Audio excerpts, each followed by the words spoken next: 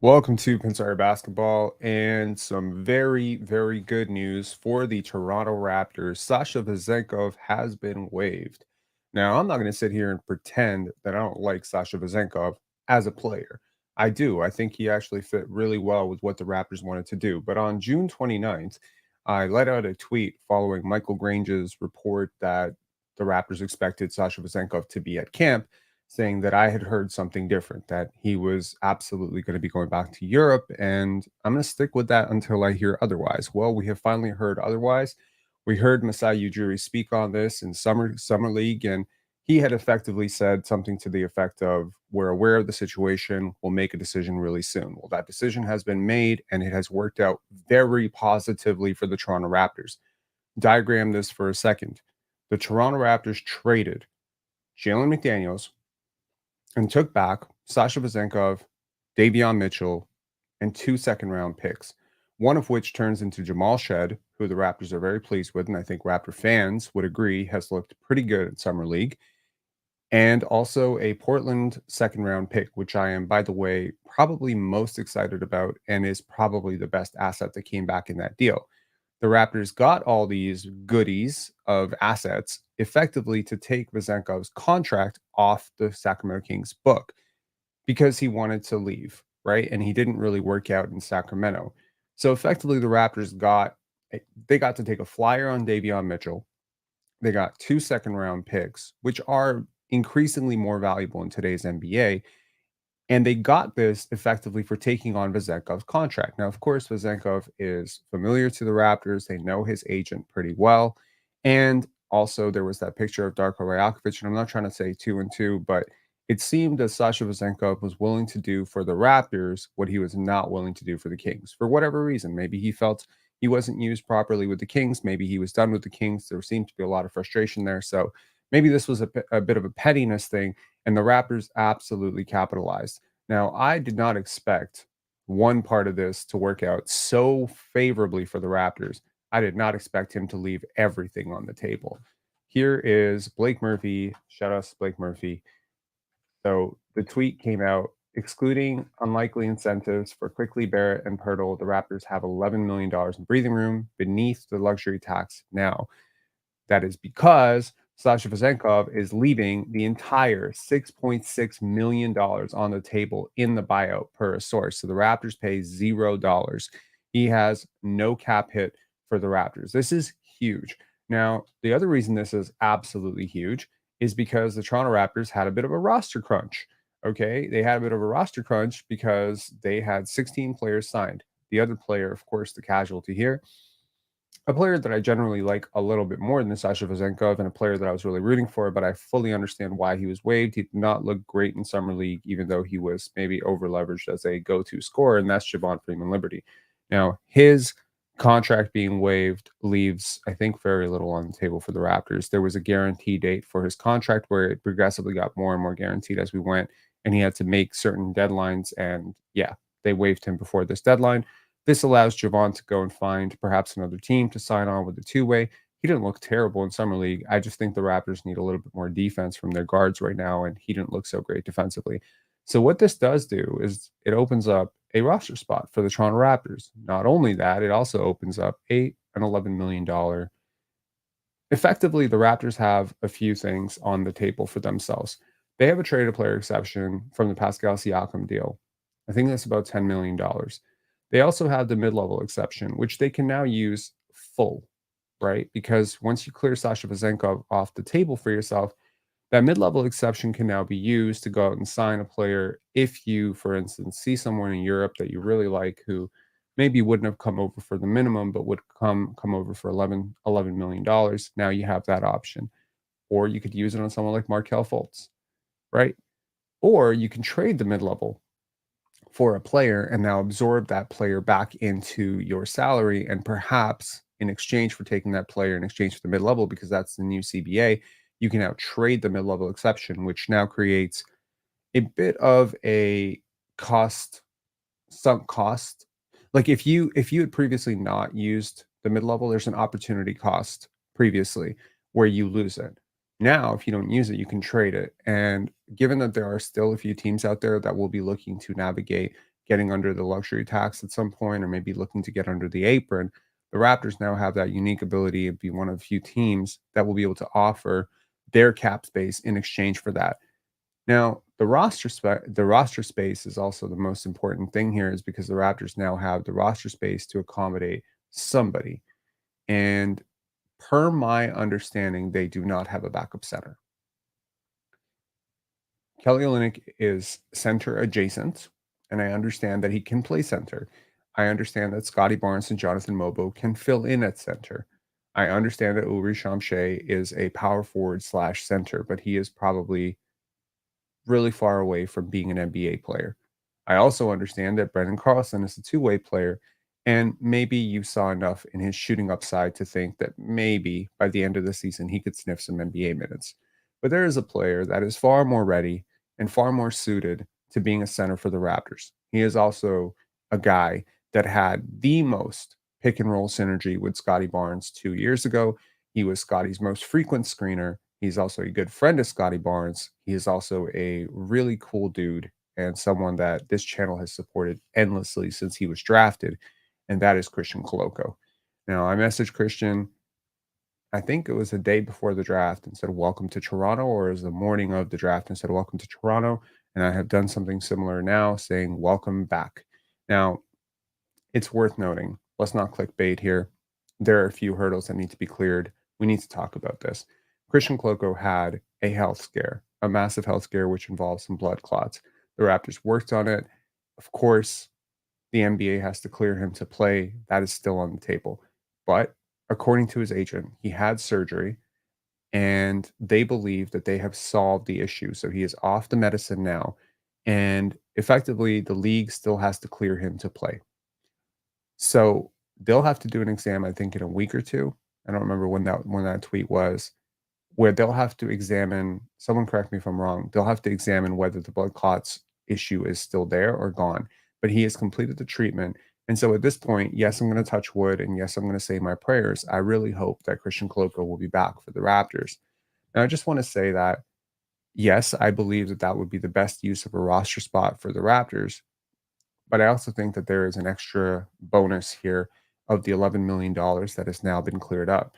Christian is not going to sign for $11 million dollars. Most likely he would sign for something like 3 or 4, something along those lines. So you still have a little bit of freedom. He may even sign for the minimum. I'm not really sure at this point. I think there's a couple things you can do with this. Now, if the Christian Koloko thing works out for you, well, that parks up your roster spot.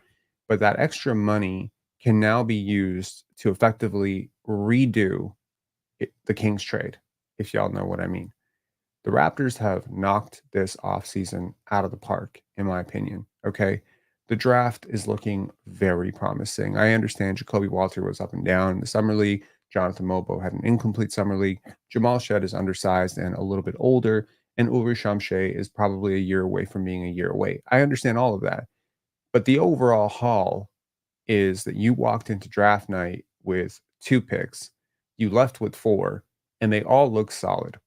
So immediately, I am a very excited Raptor fan that I have some young prospects that I actually believe in to root for this year. I'm already excited about that. Number 2, you secure Scotty and IQ to long-term deals. And the Emmanuel Quickley contract, which we were initially a little bit shocked by, turns out to be a lot better, right? A lot better than we initially thought. Pale Fox saying precious. I'm saying no thanks. No thanks. So SP saying sign Fultz and Koloko, then waive Carton. So DJ Carton is on a two-way contract. Waiving him does not free up a roster spot, it frees up a two-way spot. And I'm not entirely sure that he's earned a de facto two-way spot. But right now, your two ways are currently occupied by Ulrich Shamshay, DJ Carton, and Brendan Carlson. Those are your 3 two-ways.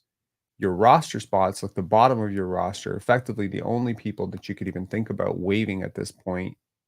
Who can you think about waiving? Davion Mitchell, Ochai Agbaji. Those are your small salaries that are waivable salaries. And I mean, there are a lot of expirings on this team. Chris Boucher is an expiring. Bruce Brown is an expiring, right? Ochai Agbaji is expiring. Davion Mitchell is expiring. That's 4 guys. I believe there are more, right?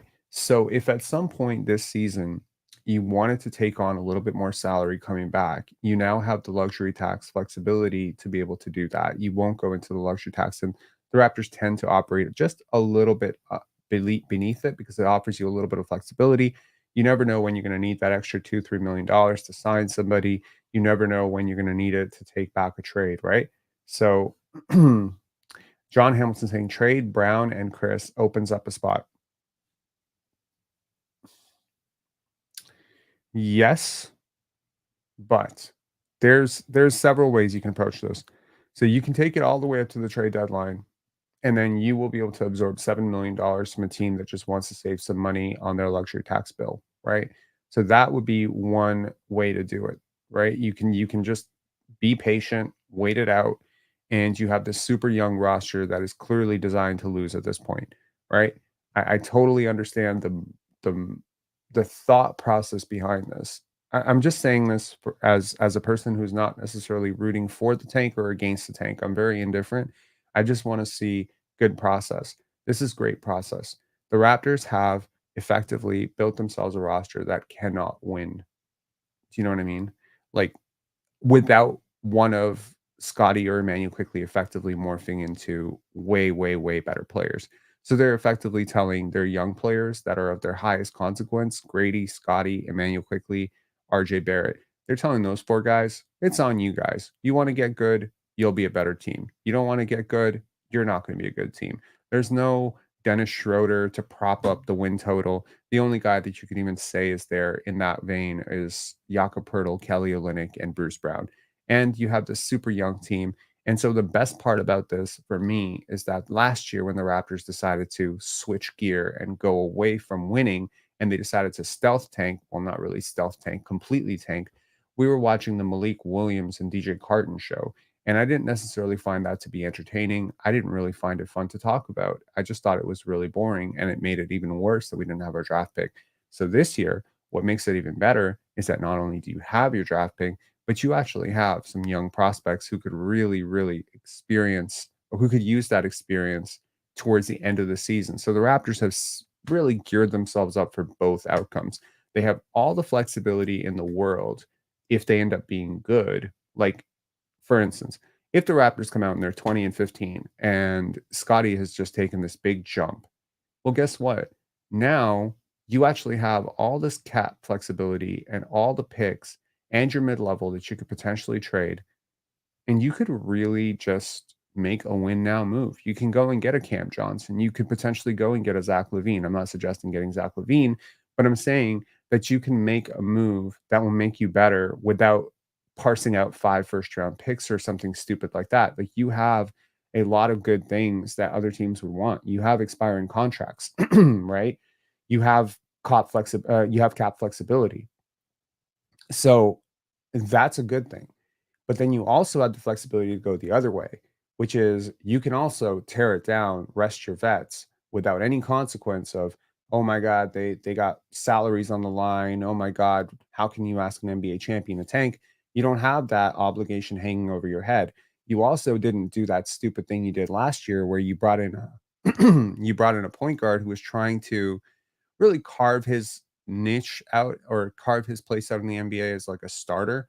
You know, Dennis Schroeder coming in, it made it really weird because there was this strange pecking order, and you have this 30 plus year, 29 to 30-year-old player who's trying to establish himself, and it just creates another agenda, right? And it's not a core piece. So this year, sure, you could do that. You could do that this year. You could have done that this year. You could have done that in a multitude of different ways. You could have used your cap space. You could have tried to bring in a Contavious Caldwell Pope or someone like that. But everyone is really on the same page at this point, right? And the truth is, yeah, I think the young players should be very inspired because the front office is effectively saying no babysitters. Y'all want to be good, go be good.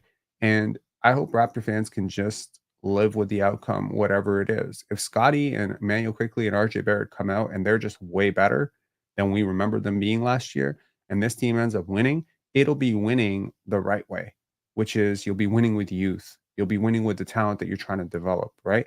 At which point, expect Ulrich Shamshay and Jamal Shed and perhaps even Jacoby Walter to spend a lot of time down in the G League, which is also fun because guess what? Now you can go and watch the G League and watch some real prospects.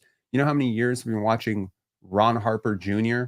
play basketball down there? Now, it's no shade to Ron Harper Jr., but there are levels to this. And watching a real lottery talent like Jacoby Walter down there and watching perhaps a Grady Dick. I mean, I don't expect Grady Dick to be down there again. If he ends up down there again, something really bad has happened. But I just think last year the G League was unwatchable, really unwatchable, right? At times, I had friends, friend of mine, Adam, who has he invited me to come to the G League many times to watch the games, and I always found an excuse out of it. It wasn't a good product. Yeah, I tuned in to quite some games because of Grady Dick, but watching Mohamedou Gay, watching Malik Williams, watching, the guys that were down there, it didn't really appeal to me as a brand of basketball that I was really interested in watching. Yeah, of course, I loved watching Pascal Siakam and Fred VanVleet down in the G League. That was fun. So Penny Hardaway saying Ron Harper Jr. bigger scrub than Jeremy Towns. I don't necessarily think he's a scrub. I don't think he's a scrub at all. I mean, I don't want to call anyone who's a good basketball player a scrub. I'm just saying that it's not that exciting to watch him play basketball, right? And yeah, I watched the G League because of Jeff. And big shout outs, two big shout outs right now. Jeff Doughton Jr. Um, oops, I said Jeff Doughton Jr. getting a two-way contract, which will hopefully be converted at some point by the Philadelphia 76ers. So big congrats to Jeff. Also, number two shout out, Scotty's mom. Happy birthday. Kat, happy birthday to you. So Samuel Barefoot saying one babysitter, Garrett Temple, but can't hold the boat up. So the kind of babysitter the team could use. I completely agree. It's not babysitter is the wrong term. It's a little condescending. I think what I'm trying to say is that you don't have vets that you can really lean on to usurp the young guys. There's no replacement for Grady ahead of Grady. It's Grady or bust. There's no Gary Trent Jr. above him, where when Grady struggles, it's almost forcing the coach's hand to play Gary over him, right? So these guys have been installed. Grady, Jacoby, either one of Davion Mitchell or Jamal Shed. There's no backup point guard right now. So if Davion Mitchell struggles, it's Javon. If it's Javon Shed, if they both struggle, you're sunk. It does put a lot of pressure on your young players to really perform, right? SP saying I would send Grady to the 9 to 5 on Raptors off nights just to give Ulrich more NBA talent to work with, right? S. Antonio saying, as much as I would love to see Christian Koloko back, there's almost 0% it happens, unfortunately. He's already lost a year in development. And in my opinion, he will lose another year this year due to his ongoing rehab. I completely disagree with that. The Raptors love Christian Koloko, and fundamentally, they really believe in his progress. They had really big plans for him last year. They did not really have a backup center last year, largely because they kept waiting for him to come back until they had Kelly Olynyk. So I'm sorry, I really disagree with this. I think he showed himself to be a phenomenal defender. He has kept himself in shape. He has continued to work out. He just hasn't been playing basketball games. So if you think he's some, out of condition guy, he's not. He's continued to work with his trainer, and I follow up with him a lot. So I'm just saying he's going to be fine. Give him 2-3 months to ramp up by training camp. It's not like he's lost all of it. And in fairness, he continued to work really, really hard while the summer league was happening last year and well into training camp. He continued to work with the team. He continued to develop. If you think that developing without playing games is not really developing, then I would suggest you check out what the Oklahoma City Thunder did with Chet Holmgren. If anything, it might have made him a better player just to sit back and observe and learn. I'm sure he's learned a lot in his year off, and the skill development might have gone crazy. We don't know. Maybe he comes back and his shot is totally awesome. Look, there are certain things that Christian Koloko does that really they're not something that you can instinctually change. I think that he struggled a little bit as a rookie because he was effectively just very narrow framed and he was getting bounced off the spot a lot. It's not like he has some terrible touch, just every single time he tried to score, it was a lot of Alex Sarr, is what I'm saying.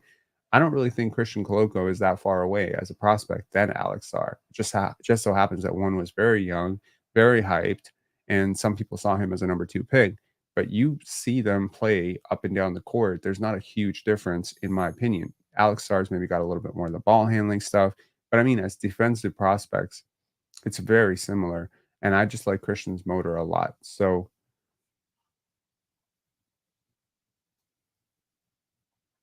Guardian Transit saying, "So you all know Christian Koloko has been working out." Exactly. Yeah, yeah, yeah, exactly. Canadian guy, "Would Brian Grant be a good veteran for this team? Ha ha." Brian's awesome. Koloko perhaps serves as an NBA mentor to a young Shamshe. Well, it certainly doesn't hurt the fact that they know each other. It doesn't hurt the fact that they have the same representative. They're both represented by Clutch. None of these things hurt, and it certainly doesn't hurt the fact that they both can play together, by the way. They can play together. They can play the 4-5, and good luck trying to score on that lineup. I think it'd be great, and it certainly does not hurt that they're from the same country. That's also pretty cool. So I don't know. I'm excited about look, I don't want to count our chickens before they hatch. Obviously, the Christian Koloko thing is still hypothetical at this point, but he was with the Raptors 905. Sorry, he was with the Raptors team during summer league. I know that the Raptors absolutely adore him. I'm sure that he completely fits in terms of the centers that they want because they want a center with plus wingspan. They want a center with plus playmaking. They want a center who guards well in space. They want a guy who has some defensive versatility in a lot of ways. Yeah, you had a little bit of that with someone like Jonte Porter, sure, but Jonte has not worked out. Jonte may be in prison next year, and so now we need to move back to Christian Koloko. In a lot of ways, it's a bummer that Jonte Porter didn't work out. He was a fantastic young player. He's a really good young player. He had an injury history, but he's a really good young player. So the Raptors get one of their prospects back if Christian Koloko, because like there's three things that really I want to say zapped the coffers for the Raptors last year, right? So a lot of people are not giving enough credit for the fact that Delano Benton actually turned out into an NBA player. Now he's not turned out an NBA player for the Raptors, largely because of some off-court stuff that forced him to leave Toronto because of Rexdale and people, etc. So that's sort of unfortunate that that has happened that way, right? The second thing that happened was the blood clots issue with Christian. The third thing that happened was the Jonte Porter betting scandal. All three of those young players, in my opinion, factor in as just as good, if not better, than the average late first round pick. So you're asking me, are they on par with a Julian Strawther? Are they on par with someone like a Nikola Jovic? Yeah, they're in that category as decent young players that are top 500 players in the world that have some reasonable projectable upside. They have and they all fit, right? So Delano Banton, like he balled out for the Portland Trail Blazers last year. I think he was really good, right? So again, you lose all three of those guys for situations that had nothing to do with basketball, right? One's a betting thing, one's a, people, you know, harassing thing, and the other one was a health issue. And so it really sucked for the Raptors, who haven't had a lot of success with young players, that the three players you did have some success with have all been kind of tapped out. So now not only have you replenished your pipeline of young players that you're trying to develop, because again, it doesn't make a lot of sense to get all these development coaches and then not have any really high end potential to develop, right? You see Jama Malalela, you see his face lighting up when he's talking about Uri Shamshe. Yeah, that was me 2 years ago talking about Christian Koloko as well, right? So, again, you want to have guys who are hard workers, you want to develop these players. Another use for that extra roster spot could be, at some point, converting Uri Shamshe. I'll tell you why it probably doesn't make sense for Uri Shamshe to be converted from a two-way contract. If I'm his agent and I trust him and I trust this kid to get way, way better, I'm actually looking at his second contract right now. I don't want him to take a 4-year second round deal. I don't want him to take a 3-year minimum contract right now because that just delays my pay raise. And I suspect that it might actually work out in the Raptors' favor to not have him on a 3-year deal like the one that Jonathan Mobo and Jamal Shed signed. If he really is about to pop the way that I think he's going to pop in 2, 3 years, the further he goes into his career, the more expensive he's going to get. You would hate to think that you signed this guy to a 3-year deal because you're trying to save pennies right now, and after 3 years, he's a $25 million player. You really don't want that to happen. For his sake, you wanna meet him somewhere in the middle. After a 2-year two-way deal, so it'd be believe the two-way deal is a 1 plus 1, right?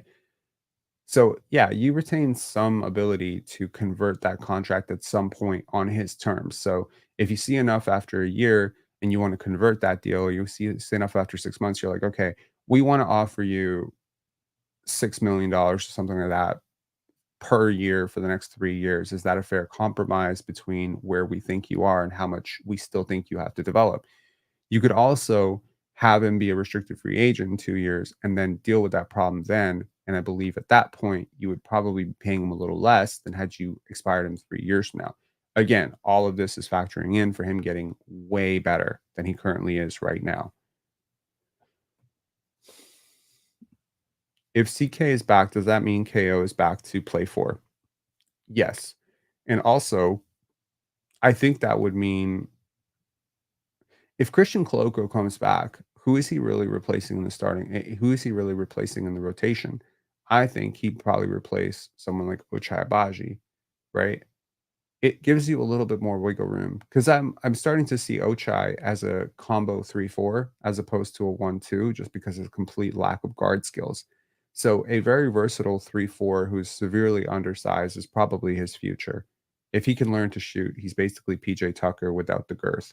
So just reflecting on his game in general, he's a very underrated rim protector. He has some athleticism, so maybe that is where he'll find his advantages. That's not projecting out to be some sort of great role player or someone that's worth a lot in terms of overall trajectory. So when you factor that in, maybe the backup rotation would be one of Jamal Shed and Davion Mitchell, whoever the heck it is, that vegan grassing, then you can trade Jakob. Interesting. SP saying I was going to say Tony Allen. Yeah, that's exactly it. So your backup rotation right now would be one of Davion Mitchell and Jamal Shed. So Jamal Shed is just way better than maybe him, but Davion is a little bit ahead of him right now. So let's say Davion Mitchell for now. Then you got your backup two, which is probably going to be whoever doesn't start between Jacoby Walter and Grady Dick. So that's going to be just those two eating up those minutes. Then you got their three right now, which I'm assuming is going to be RJ Barrett with Scotty at the four, and your backup 3-4 would be in this situation, it would be Bruce Brown and Kelly Olynyk, which means your backup five or your five rotation would effectively be Jakob and Christian. So that does make sense. That checks out. That also puts Ochai Abaji outside the regular rotation.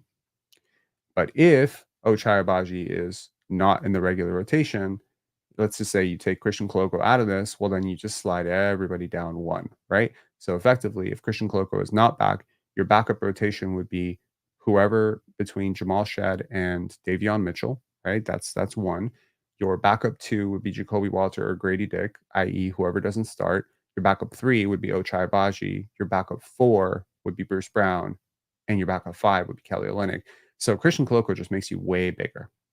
Now, I also like the fact that Christian Koloko, if he were to come back, Scotty ran a lot of minutes with the second unit. I don't expect that trend to change. It could change, but in a lot of ways, it doesn't make a difference because Christian Koloko showed a lot of potential as a screener. So whether it is Scotty or RJ, whoever anchors that second unit, and honestly, I would think it should be RJ. I think RJ would do really well with that second unit, but whoever it is, no, I think it could be Scotty because then you can run even more. So with the first unit, he becomes more of a scorer. With the second unit, he becomes more of a post hub and a facilitator because they lack playmaking with Davion Mitchell. And that's actually, you know what? That's the funny thing. I would absolutely start Javon Freeman-Liberty. I would start Jacoby Walters. So here's how I would lay out the lineup.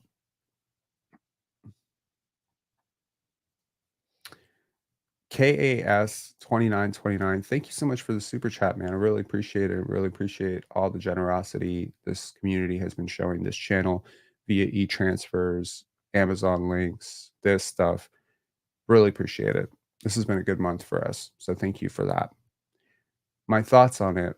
So here's the thing. I will actually give you my thought on it. Just let me finish my thought here and I'll give you an extended thought on Rage Bait in general. So, where was I here?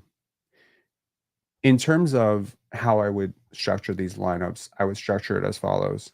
I would start Jacoby Walter with the starting lineup because I think that between RJ, Jakob, right? I think you have a lot of playmaking in that starting lineup. I understand that Grady is more instrumental, more important, whatever to your core. That doesn't matter to me. I don't care about that. I care about basketball only. My basketball only take on this would be that Grady's playmaking would be much better with the second unit, where Jacoby's lack of playmaking would really stand out. So I would move Jacoby to the starting lineup. Yeah, you'll struggle a little bit. He's a rookie, but who cares? It doesn't matter. So I would do Emmanuel Quickly, Jacoby Walter, RJ Barrett, Scotty Barnes, Jakob Pertl. That would be my starting lineup. My second unit would be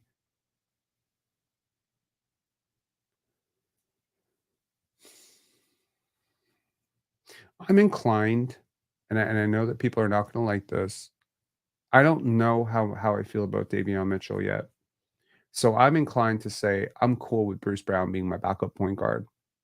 I'm not kidding. So let's just say if Davion Mitchell works out, then put Davion at the one, Grady at the two. Right now, he has a little bit more playmaking responsibility with that starting lineup. Sorry, with the backup unit. Then I would move. So it would either be between Ochai and Davion, whichever one, right? I think I think, if you put Bruce Brown at the one for your backup unit, just bear with me for a second because I'm not really sure there's a huge gap between Ochai and Davion Mitchell in complete fairness, right? They both have very similar strengths, very similar weaknesses. They both have shown shooting potential. So if Davion comes out and he's still a 36% three-point shooter, great. Then Davion wins that spot. But I think there's some flexibility where you can go different ways based on, because Bruce Brown can definitely run point in a pinch, right? He's not a point guard, but in a lot of ways, I would argue neither is Davion Mitchell. Like he's not a traditional point guard for me. Like his playmaking very often lags. He is a little undersized. Bruce is a better player than Davion Mitchell. So you can make a case. I'll give you one version of the second unit. Version one of the second unit, Davion Mitchell, Grady Dick, right? And then you have Scotty with the second unit playing the three. And then you have Kelly Olynyk and Kelly Olynyk and Christian Koloko. That would be sick. So you have just spacing galore, cutting, defense. It would be an awesome second unit, right? Another version of this would be Scotty runs point with the second unit because Emmanuel Quickly's running point with the first unit. So he takes an immediate breather for Bruce Brown or whoever the hell your sixth man is. And then he comes in as a backup point guard, right? So you don't have to always play a 6-foot guy at point guard. You can play Scotty at point guard. So you play Scotty at the one, Grady at the two, Bruce at the three, Kelly at the four, and Christian Koloko at the five. So you'd be mega huge and you'd have really good shooters. And Scotty can effectively be your Magic Johnson, Ben Simmons clone with the backup unit. I think that would be sick too. So there's a lot of different ways that you can approach this that could be really cool. Right? Colosso is saying, where does Mobo fit in here? I think Mobo is going to spend a lot of time with the G League, but certainly he has depth, right? And honestly, if he outplays Ochai Abaji, color me not surprised. He should outplay him. And frankly, I'd be really happy if he. So there's this entire Rolodex of what I would consider on the fringe players, right? They include Jonathan Mobo, Uri Shamshe, right? Jonathan Mobo, Uri Shamshe, Ochai Abaji, Davion Mitchell, Jamal Shed. These are your on the fringe players, which is to say that any one of them can jump up a little bit above the others. And frankly, these are the guys who should be really worried, in my opinion. Well, Uri Shamshe is obviously 18. The Raptors are not going to give up on him because he has a bad year, good year. It's just, maybe he's outside of this. He's saved from it. He's elevated above it. But the rest of these guys, your NBA career is on life support, right? Even Jonathan Mobo, who is Scotty's friend, and they've parked 3 years into him. There's a team option on that. I guarantee it. There's a team option. I haven't even looked at the contract, and I know there's a team option somewhere in guarantee dates. So If you're going to get 2 years to prove yourself. If you don't make it, if you don't you're going to get traded after a year, right? This is the way the Raptors have to do it. And honestly, I'm very happy that they're doing this. They're allowing for internal competition and saying, "Cream, rise to the top." So Ochai Abaji, you are now up against Jamal Shed. You're now up against Davion Mitchell. You are now up against, right? You're up against Jacoby Walter and Grady Dick. Like, you're not going to have a spot in the NBA. Definitely not going to have a spot on this team in a couple of years. And you might not even have one after 6 months. You might not even have one after training camp. Like, I thought Javon Freeman-Liberty is a better overall player than Ochai Abaji, even if I understand why Ochai would be on this team instead. So I completely see what the Raptors are doing, and I really like it because, again, there's a lot of flexibility in terms of which way you're going to go or which way you can go. And there's a lot of upside baked into it that will still make this team exciting to watch. Okay, now let's talk about Bill Simmons. Okay, so I want to say this as I am repeating myself on what I said about the ESPN's top 100. I don't like rage bait. I think that these lists are impossible in general. I know that this was not a list. This was him simply reacting to Franz Wagner or whatever. Look, content works as such. If you say enough outrageous things, people will say, they'll retweet you, they'll quote tweet you, they'll say you're an asshole, they'll say you're stupid, they'll say you're racist, sexist, misogynist, homophobic, whatever. So keep saying those things and people will keep responding to them. The algorithm continues to feed into it. And next thing you know, you have Hawk Tua, right? Next thing you know, you have Trump, right? Trump doesn't need to spend money. He just says, send them back to whatever. He just says these things. And this is the culture we're living in right now. So Bill Simmons, honestly, I used to respect this guy a lot. When he was with Grantland, when he wrote the book of basketball, I counted him as one of maybe 20 people that I admired, liked. Over the years, my stance on that has completely changed. I do not admire him. I do not respect his basketball takes. I do not think that he is someone that I would want to have a conversation with at any point. That does not mean that it's an indictment towards everyone at the Ringer. There's a lot of fantastic people at the Ringer. It's just a company like any other company. But basketball analysis is a perishable skill. If I stop paying attention to basketball for a year, you know how stupid I'm going to sound when I'm talking about basketball? You have to live and breathe this thing. If you're going to talk about it, you do have to breathe it. You have to live it. I can't just make a comment about Kevin Herter or Harrison Barnes if I haven't watched Sacramento Kings in 2 years. And frankly, Bill Simmons should not be making content. He should not be saying anything about Scotty Barnes because I'll bet you anything he hasn't watched 3 Scotty games all year. And if he had, I don't think he'd be saying this. That being said, does it change anything? No. Does it take money out of Scotty's pocket? No. Does it take money out of Franz Wagner's pocket? No. Here's an interesting thought that I shared on Twitter yesterday. I just thought it was something to think about.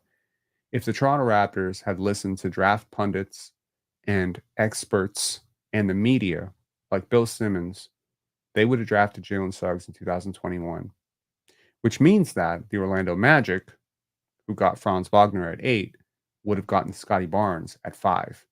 Now try to imagine for yourself just right now a lineup of Scotty Barnes, Paolo Banchero, Franz freaking Wagner, Jonathan Isaac, Wendell Carter, like KCP.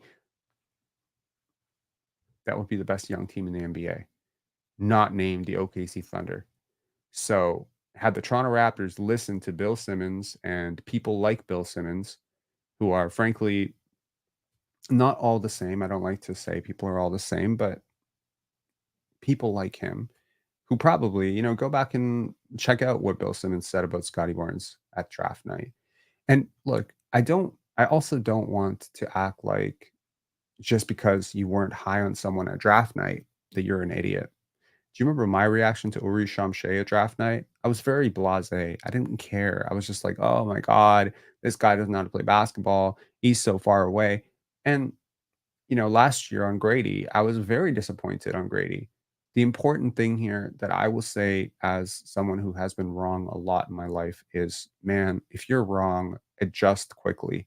Adjust super quickly. Sometimes even overcompensate. I think I have led probably the largest effort on Twitter to get Ulrich some respect and coverage for what he's done during summer league, right? I think I was one of the most vocal, if not the most vocal supporter of Grady when he was going through his struggles. That is also me extending some sort of contrition or asking for some sort of contrition for my draft night take on those guys because I don't feel good about it. And obviously, every single year that I think that I'm prepared with my draft take, the Raptors throw a freaking curveball and they take someone that I maybe didn't study enough. And it's hard. It's really hard. I want to be clear about that. It is nearly impossible. And so most people, what they do is they just listen to Sam Vecini. And if Sam Vecini or, you know, I don't know, whoever, someone like him, right? They'll listen to a channel, they'll Kristen Peak, whoever, and they don't have their own individual takes. When you're listening to someone say, "Oh, Jacoby Walter's great," they didn't form that opinion. They read somebody else's opinion. They read Kevin O'Connor saying he's great, or they read Sam Vecini. And most people don't want to go out on an individual take, but I don't want to plagiarize. I don't want to sit here and repeat what somebody else said. That's not what y'all are paying. Y'all are not watching me to hear me repeat or regurgitate somebody else's takes, right? That's why my takes are so different. Usually my takes are different because they're my own. So I'm not gonna sit here and act like I had all the information on Ulrich Shamshay. I will tell you what I watched. I was not pleased with him at all. And I was really worried the entire time that the Raptors were going to draft him at 19. I was just like, oh my God, please, please, please, please, please, God, don't draft him at 19. Because he just seemed like such a Raptors-y prospect. And I guess I became very high on Isaiah Crawford. And so at 57, when Isaiah Crawford and Ulrich Shamshay were both there, I was like, yeah, it's a fine pick. But personally, I would have gone Isaiah Crawford. And then I would have had to see Ulrich Shamshay playing in Summer League, and I would have felt like an absolute idiot. Right. So I'm really happy the Raptors are smarter than I am. And I'm really happy that they picked Ulrich Shamshay. I don't want to say that someone's draft take or because Bill Simmons or whoever didn't like the Scotty draft pick on draft night that they're terrible people. But if you watched him play his entire rookie year and at no point you changed your mind, now I have to question you because it's one thing to say, I didn't like his Florida State tape. I didn't see this and that. And frankly, the reason that I was ahead on Scotty was because I had watched so much of him. I had watched him at U16. I had watched him through AAU. I had watched him like I have watched more Scotty Barnes tape than pretty much any prospect prior to the NBA, other than there's one player that I watched more, maybe DeMar DeRozan. Like I watched a ton of DeMar, but that's like when you become like that obsessed with watching. AJ DeBonsa is getting really close for me as well. 2026 prospect. Like I've watched a ton of him. So again, you see these players, you see them for 15, 16, 17, 18. You're like, I know where this is going. I feel very confident. And yeah, I'm not a professional scout. If I could devote my entire year to scouting, I think my basketball takes would get incredibly better. But then who's going to do the Raptors coverage? Who's going to do, the Team USA and Canada stuff? Who's going to be on the panel 2 or 3 times a week? So there's just so many hours in a day. I will promise I'm going to get better and better. But I just think that, when you're wrong, just correct it and move on. So if I ruined your draft night by, being a little sour on Ulrich Shamshay, I'm sorry. I'm trying to make up for it right now. Cersei Cat saying T-Mac was my first nonstop watch before the NBA. That's awesome.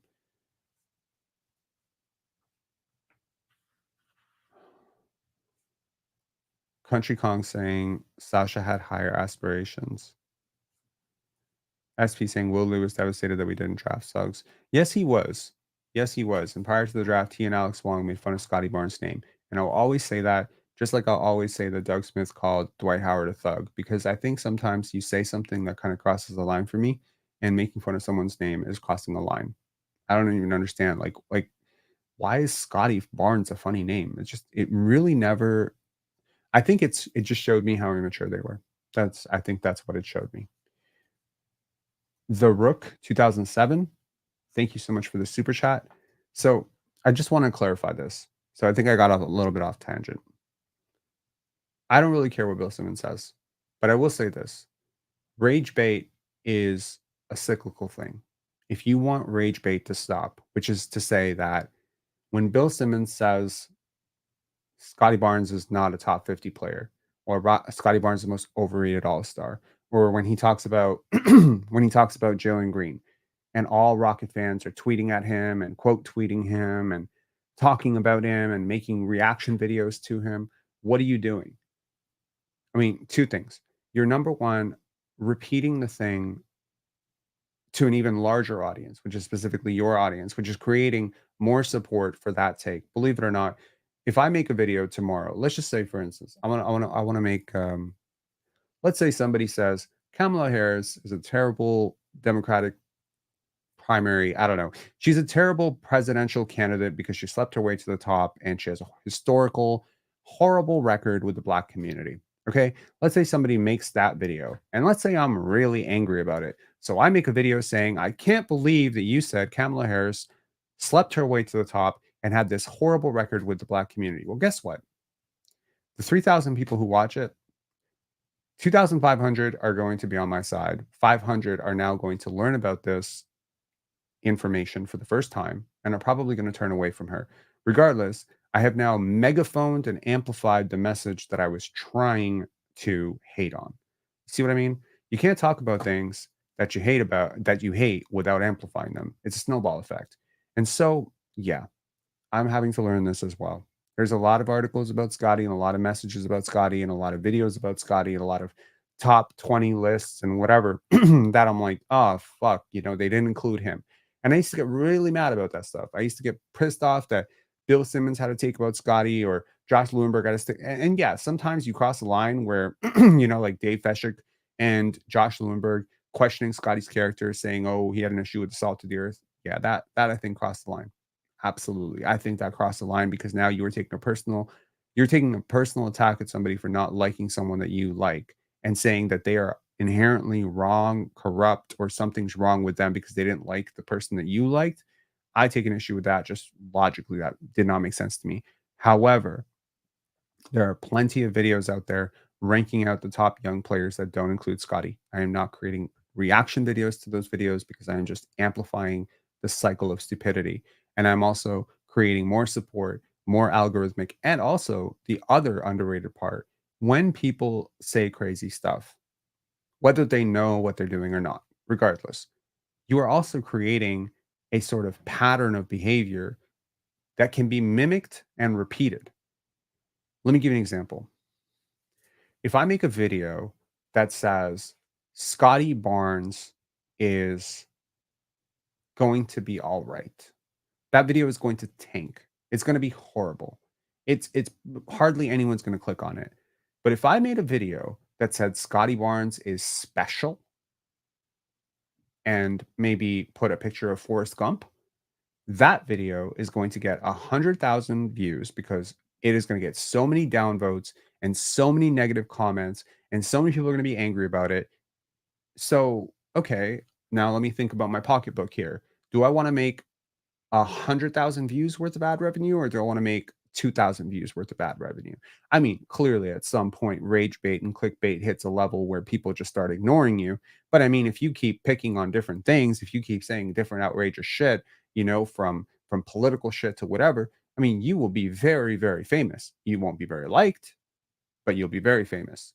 And if your goal is views, clicks, ad revenue, etc., you find, I mean, regardless of how stupid what you have to say on the internet is, I guarantee you there's some support for you.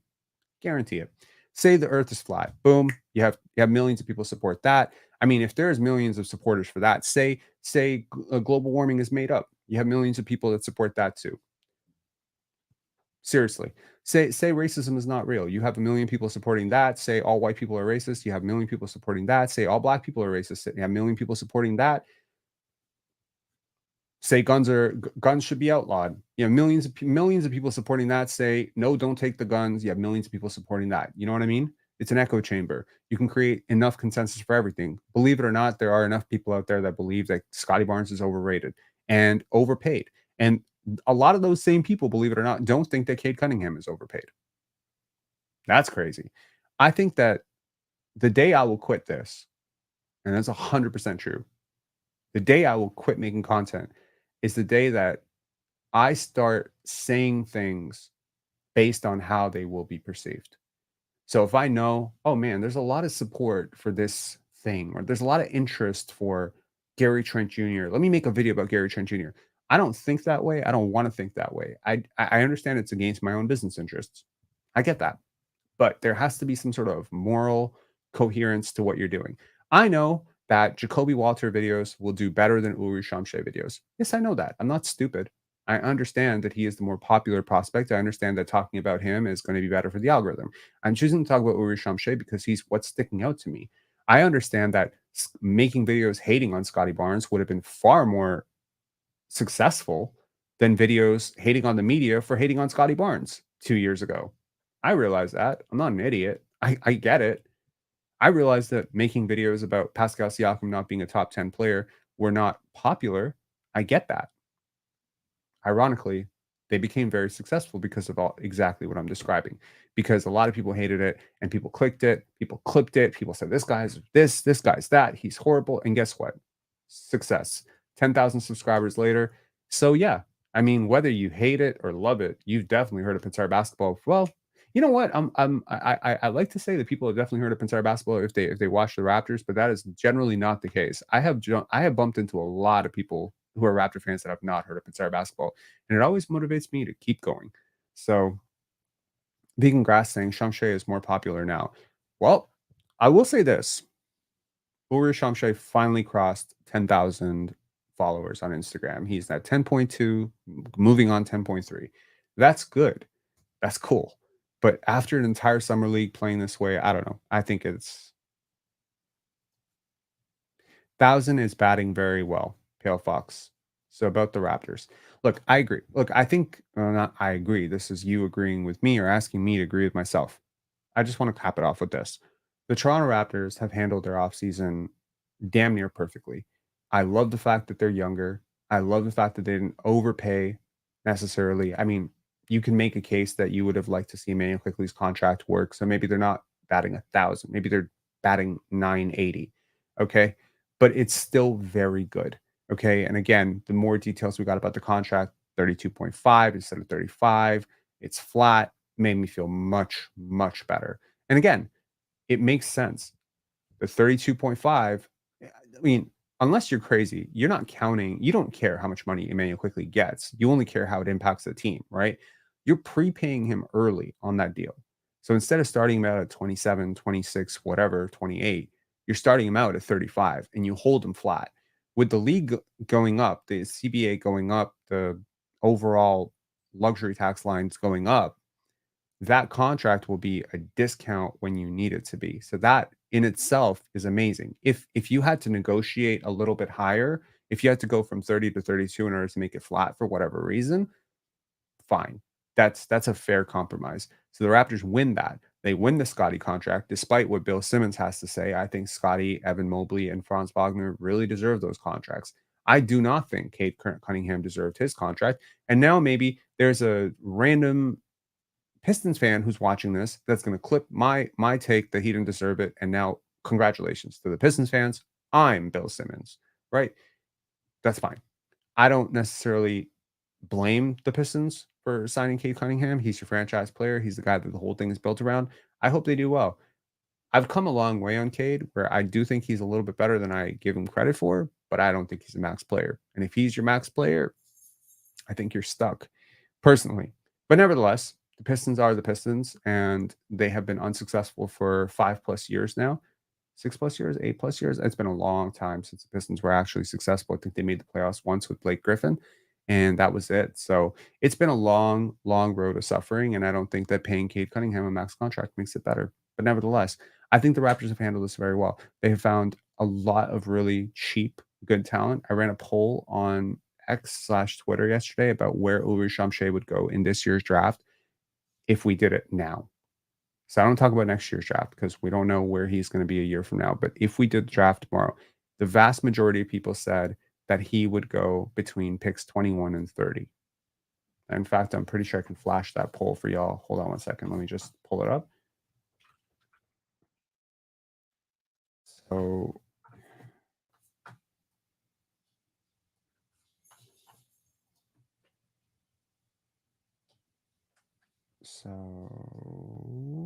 where are we here?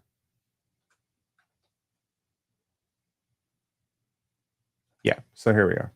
So 39.6% of you, 303 votes, 10 hours left. So go vote if you haven't already. Said he would go either, well, I mean, thought about differently. 55% of you, 56% of you think, wait, hold on. 66% of you think that he would be a first round pick. You just bought a first round pick. So for everyone belly aching over, oh my God, we traded a pick for Ochai Agbaji, you just pretend the pick that you traded for Ochai Agbaji, you just pretend that you used it on Uri Shamshay. Are you upset right now? No, right?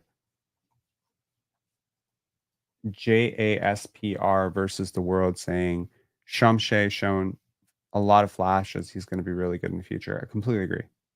Completely agree. Cade is skilled, but I doubt his it factor.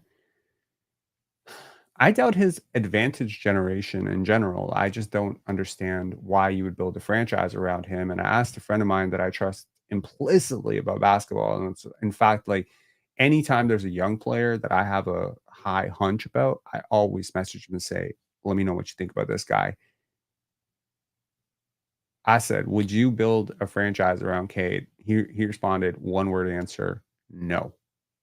No. SP, where does Sar go in a redraft? Where does he go, or where would I put him in a redraft? Where does he go? Probably top 5, but maybe not 2. Maybe he still goes 2. I don't think the Wizards are necessarily selling on him. They obviously picked him for a reason. They watched a ton of his tape. I don't think 5 games swung them. For me, he's probably outside. He's definitely outside. He was already outside my top 5. I think I had him 5th on my board. I can't remember. So, yeah, I wouldn't take him. I wouldn't take him top 5 at all. There's enough players in this draft that have flashed a ton of potential. I think the 2 guys that definitely should go higher are Matas Buzelis and Reed Shepherd. I think those 2 guys definitely go higher in a redraft. Tariq saying Scotty's going to shut a lot of haters up this season. Can't wait. He will absolutely shut up a lot of people. But it also, again, like I'm at a point now where I'm just very at peace with the Scotty situation. I'm not like overly upset about the lack of respect or anything like that. He'll get it when he gets it. It doesn't matter, right? So this is from Stevie. Christian Koloko had corrective surgery 3 months ago and recently stopped taking blood thinners, which is the end of the corrective process. So in 1 to 2 weeks, the doctors will scan for blood clots. Sounding like a recovery process is going well, and the decision should be coming. Yes. So overall, that's great. And again, to those of you who are not following us on Pensari Basketball / Twitter, uh,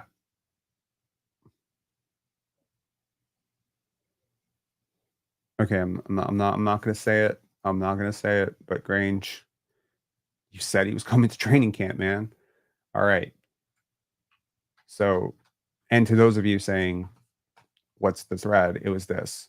So I said that on June 29th that I was leaning towards him returning to Greece and the Raptors making that possible. They would have understood this buyout angle before this trade. And if he changes his mind, that's another story. Also, Olympiacos is not the only club bidding. Yeah. So again, this is what I'd heard because initially I posted that this was crap. Like I had reposted Grange's. Sorry, I posted that I didn't believe that he was going back. And then someone sent me Michael Grange's tweet saying that he's going to be coming back. And I was like, wait, I mean, Grange is pretty plugged in with MLSC. Maybe they know something. Maybe something changed. So then I messaged my friend, 2 of my friends, one of them who plays in the EuroLeague and would be pretty connected and would know this. And they both said, no, he's coming back. So at that point, I was pretty sure that he was coming back. That was on June 29th. And this video has done super well. This is 51,000. So, hey, if you were sleeping on Uri Shamshay, damn, bro, not s- we're not sleeping anymore. So that's great. I'm glad that he's getting some of his flowers. And honestly, my perspective on this was I messaged a few friends who cover the draft, and they didn't want to cover him. They didn't want to write an article on him. They were writing all their summer league roundups, and I'm like, "Hey, by the way, in case you missed it, Uri Shamshay's been really cool," and nobody wanted to do it. So I said, "Fuck it, I'll do it." So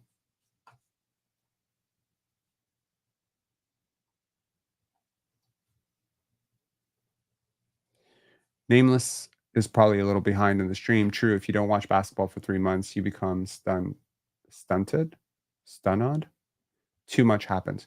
I agree completely. Did Precious and Flynn get signed yet? No, they haven't, and neither has Markel Fultz. So that'll be really interesting to see what happens there. Overall,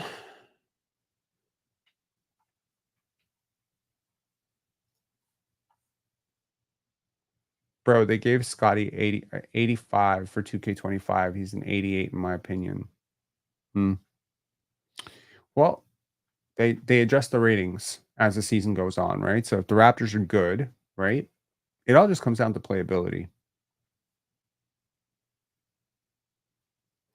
Sahaj Chawla is saying, "How are you able to see a player is going to be good or bad in the NBA draft? Your takes are pretty spot on."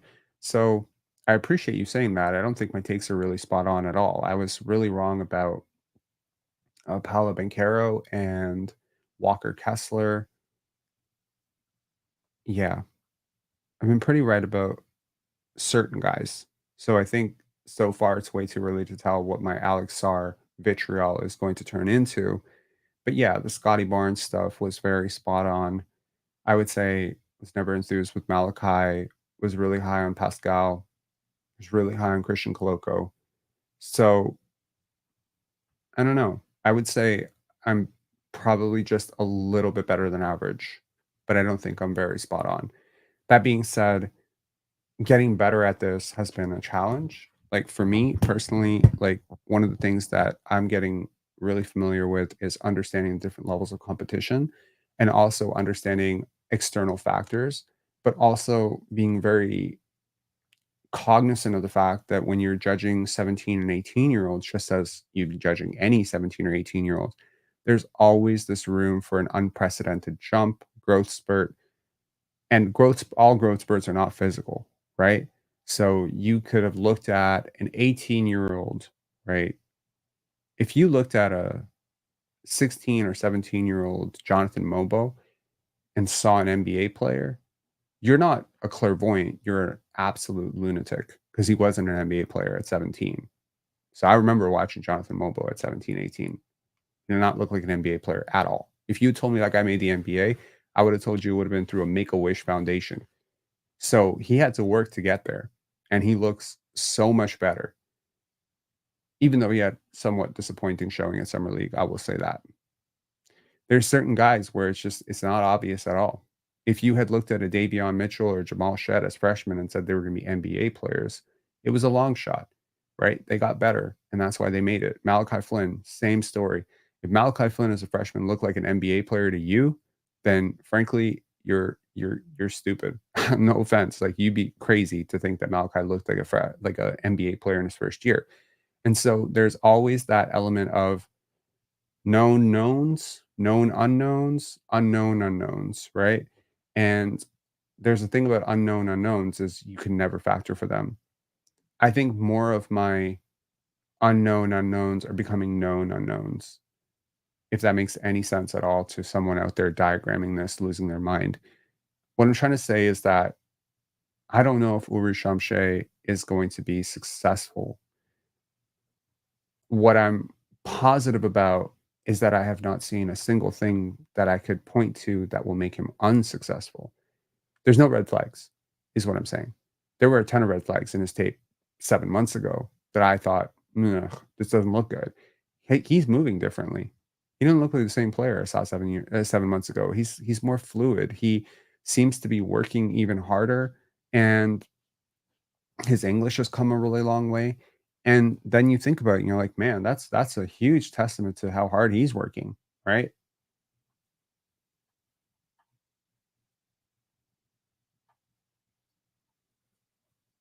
500 fan, I have just broken my own advice of not giving an amplifier. You know what you did there. Do you think Scotty's IQ and Barrett will be a good potential big three to compete for future seasons?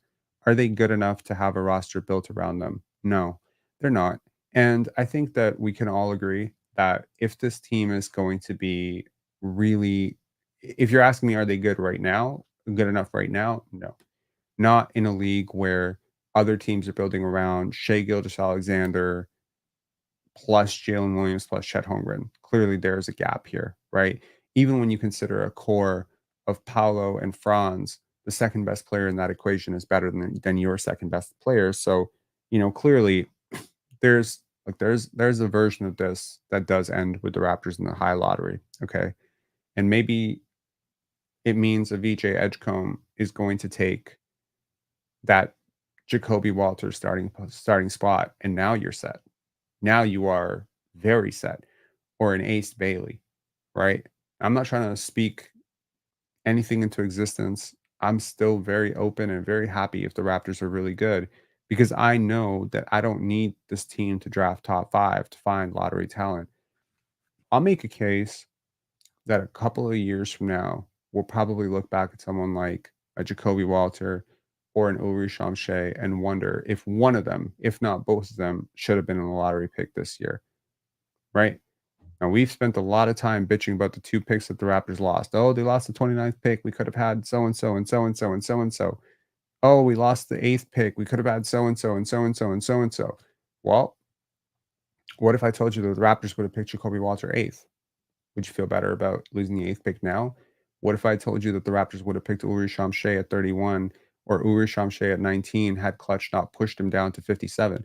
I'm telling you right now, like, as good as he is right now, there's no way in hell he's a second round pick in this draft. Clutch hit him. They hit him. This is just not. I'm sorry. I watched a lot of summer league this year. This is not a normal thing. You've not seen me geeking out about a late second round pick. You never like. I'm not some hype man. You know what I mean? I'm not using the word special. I never used the word special with Grady. I don't think I used it once last year. Right?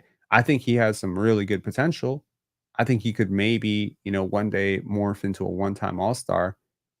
But that's like I see upside with Grady, but what I'm trying to say is that it's not like I was sitting there and saying every single player we pick. I didn't say anything like this about Delano Banton. I didn't say anything like this about Jalen Harris, Malachi Flynn. Like all these late picks, like to me, there are a lot of flyers, right? A lot of flyers. Terrence Davis didn't really see anything there. Ron Harper Jr. Like these are all flyers, right? People always clown this video that I made about Joe Wieskamp, where I said, that he's what did I say? That he's better than expected or something like that, and that he's a really good shooter. And I just thought it was an interesting way to explore making content like that. It was very fluff PC, and I don't think I've made a lot of videos like that. But yeah, like I think Christian Koloko defensively, that was one of the times where I said I think this could be special, right? Chidzo saying, huh? IQ has big potential. Scotty has another level. RJ looked like a new player since he came to Toronto. We're building around the right pieces. Dick and Walter will develop into a system nicely. Look, I'm not saying they can't be the type of players that can be developed into or a corp. I'm saying they're not right now. Like right now, an average general manager does not look at these three and say, that's my championship core, the same way that you would look at a Chet Holmgren, a Shea Gilgeous-Alexander. Like they're all incomplete. They're all really young, right? But they're not that young. And that's something you have to factor in as well. RJ's a fifth-year player. Emmanuel Quickly is 25 years old. 24, 25, right? So these guys are 25, 24, and 23 in a week for Scotty. 25, 24, 23. So when you start comparing them to other young trios, it's a little dicey. Where I become way more enthusiastic with the Raptors is when I start thinking about pieces 4, 5, 6, 7, 8 down the line in terms of young players they have, and the hopes that one of those guys can potentially rise above, right? So if that's Christian Koloko, Uri Shamshe, Jacoby Walter, Grady Dick, one of these guys. Because again, if I'm rating out potential, Jonathan Mobo, right? You add that in. Jamal Shed, right?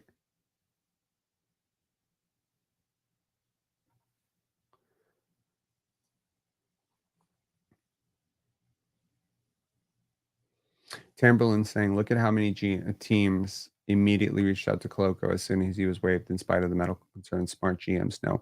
I agree, and I really would, look. I want what's best for Christian, right? And I would never be advocating for the Raptors to bring him back if I didn't think that this was what was best for him. I do think that this is what's best for him. I think that in the future, you know, again, projecting into the absolute hypotheticals, if Christian Koloko and Uri Shamshe both work out for you, they are both very, very impressive athletes. They're both extremely sociable. They both have flexible hips. They both have shot blocking potential. They both have shooting potential. They both are transition terrors. I mean, if this works out for you, my God, like the 100th percentile outcome for these two players is so incredible together. Oh my goodness. So again, projection is not an exact science or an art form. It's a combined art and science. So I can't say that Christian Koloko will be a starting center any more than you can say he won't be a starting center. It's a hypothetical. At this point, we don't even know if he's going to play in the NBA again. There's a lot of unknowns here. Okay. There are a lot of unknowns. What I do know are two things. Number one, the Raptors are young. Number two, the Raptors are flexible. And perhaps number three, I like the way they're going. So hit like on this video and subscribe. We're at the 1 hour and 11-minute mark. And we have one more super chat here from Cersei Cat saying, "For running with Shamshe. You give me a coffee for running with Shamshe. I appreciate that. Thank you so much, sir." And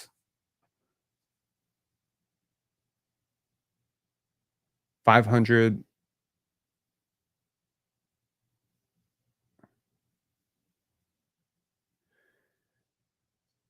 What?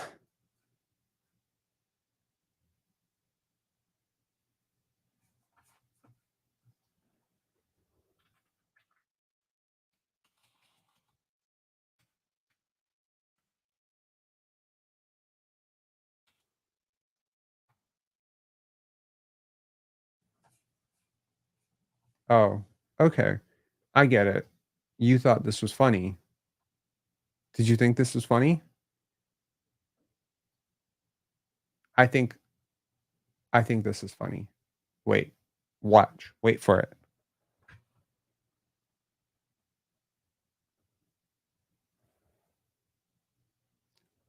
Did you like the joke? Here's my joke.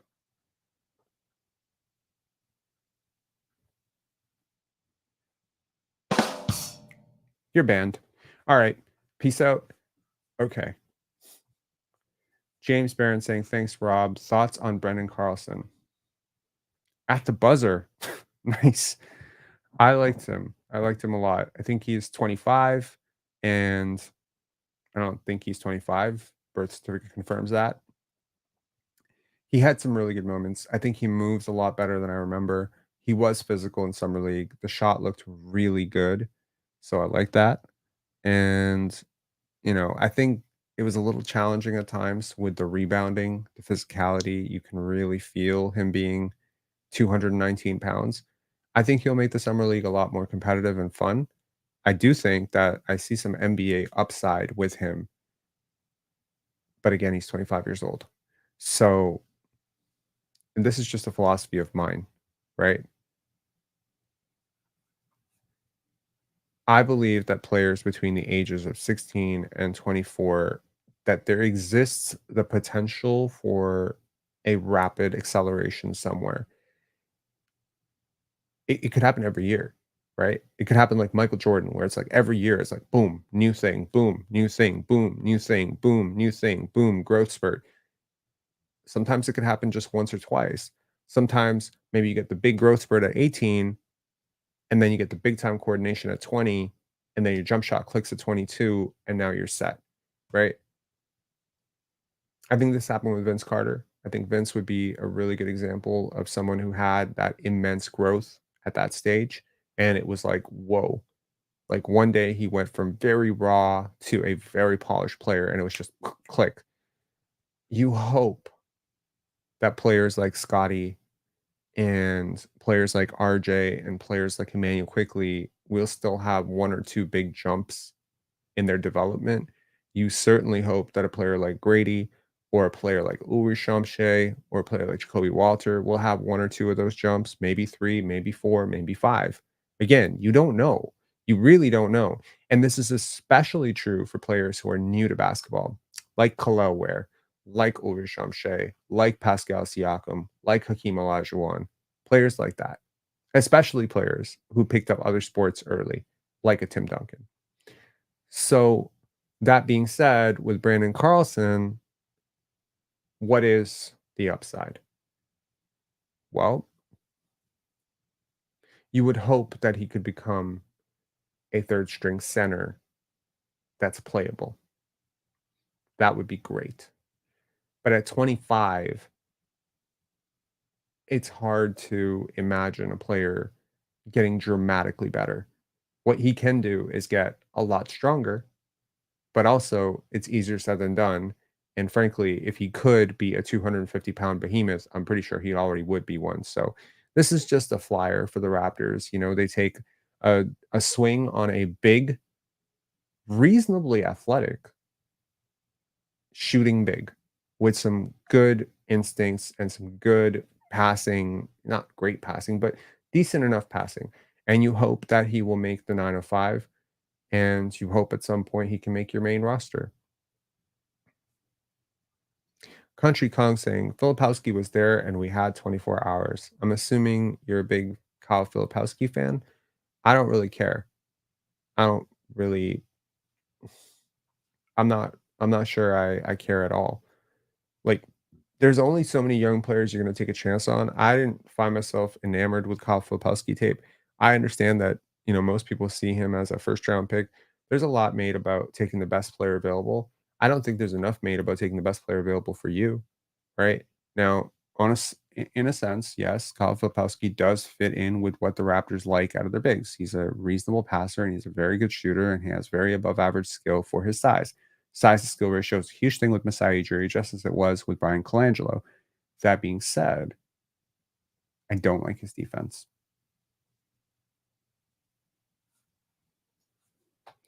Duncan swimming is the anomaly, though. Guys who played volleyball and like Embiid and especially soccer gain directly transferable skills. I would argue that it's not just soccer or volleyball. Consider football, right? Consider handball. Consider baseball. Michael Jordan played baseball. Danny Ainge played baseball, right? I think that pretty much like I played tennis and basketball. That was my two sports. I think as long as you are tennis what did tennis do for me? It certainly made my shoulders stronger. It really boosted my hand-eye coordination. It probably made me a better defender because the lateral quickness had to be there, right? There's a lot of that. So, I think that it's helpful no matter what you do, right? To some extent. I'm not prioritizing one or the other, but I don't think a lot of people play handball in North America. There's a lot of European players that play handball, right? Mike Ava saying, "Stream has no audio for me." Wow. Wouldn't it be crazy if we went an hour and 18 minutes and y'all were just trying to read my lips and trying to be polite and telling me there wasn't audio? That's crazy. I don't know why it doesn't have audio for you, man. Ainge was a Blue Jay. I did not know that. I did not know that. But something that I also didn't know, allegedly, again, I didn't fact check this, but I saw a picture of it that at some point Will Chamberlain came to Toronto to advocate for an NBA team. RIP D Rose saying stream in fact does have audio. It's on. Thanks. Okay, good. Jacob Isaacs. People are not talking enough about Jacoby Walter's footwork in the low post. I'm think that his footwork overall has been pretty solid. Like, I like where he stays on balance. And here's something that I will say about all 4 of the Raptors prospects. They all stay on balance, which I really appreciate. You can squibble and criticize over the measurements and the burst on some of them, but I will say this, Uri Shamshay was on balance all the time. And that's the saving grace with all athletes. I'm constantly talking about this with how guys like Nikola Jokic, Paul Pierce, Luka Doncic, guys like this were considered unathletic. Steph Curry, right? When you start talking about unathletic versus athletic, and your basis for all of it is wind sprints and vertical jumps, I don't think you're talking about balance properly. Kevin Durant was maligned for not being able to lift 185 pounds. I have never seen it stop him at all from being successful in the basketball court. Why? Because Kevin Durant is very fluid and extremely effortless with his balance. He is always on balance. You know, it's really difficult to play basketball if your balance sucks. And I will say this, Jacoby Walter was on balance a lot. Ulrich Shamshay was on balance a lot, if not the entire time. Like, he was constantly on balance. Yeah, sometimes he reached. Like, there was the clip that I showed where, he chases out to the three-point line and he stops on a dime. That's balance, man. The average person does not have the coordination and the balance to stop on a dime like that and then gather back. They would fall out of place, they would bump into somebody. This coordination, balance, hand-eye coordination, all of it matters. Hip flexibility. These things to me are the things that define your trajectory as a basketball player far more than your vertical jump. I have seen a lot of players be successful with a 28-inch, 26-inch vertical jump. I have not seen a single superstar who didn't have great balance. Literally, have never seen it. So, what would you say to Jacoby's ceiling being sort of like a Shea? I would say that would be one of the most improbable, craziest outcomes because I don't see the playmaking. So, Devin Booker without the passing would be the utmost unbelievable success for him. That's not shade. I think Devin Booker is a fantastic player. If he can become somewhat the scorer, even 80% of the scorer Devin Booker is with the offensive package and maybe 20% the passer, that's still an all-star. That's a borderline all-star. That's a fantastic player. That's a very, very good player. If the Raptors got that in him, plus he has that defensive instincts, he has better defensive instincts. I loved, in all the talk about Uri Shamshay, and the reason I've been talking about him is because I don't feel that other people are. I have been very impressed with Jacoby Walter. And again, he was a player that I wasn't overly enamored with on draft night. And I think that it's not quite the overcorrection that Grady was, but I could certainly see why the Raptors picked him. He has really good length. I love the fact that he competed even when the game was out of balance for the team. I liked how smooth he was on his shot, like just the mechanics of how he's getting his shot off. It looks very effortless. I'm a big energy transfer guy. Like, I really care like how much energy you exert to move, right? And how much energy you exert to shoot, how much energy you exert to dribble. Like, I like guys who are effortless with their movement. Jacoby feels very effortless with his movement. Everything feels very light, very fluid. And that is a very good sign for a guard, a wing, a big, it doesn't matter. Will Jacoby start over Grady for defense? I would start him. I would start him over him. MJ saying he flashed decent passing at Baylor. Cool. I saw decent passes, a couple of decent passes from him in high school. I didn't see a lot of that in his Baylor tape, so I'm curious. Maybe we checked out different games. I also did not see anything that would resemble great passing in summer league from him. So if he's a non-playmaker, you can throw out your Shea Gilgeous-Alexander comparisons right now because Shea's a pretty good playmaker and he was a pretty good playmaker. However, if he's a better playmaker than he's shown, he's like I've seen flashes from him, but I think his handle needs to get a lot more solid. His jump shot seems to be a little further ahead than his body, his handle, and his passing right now. So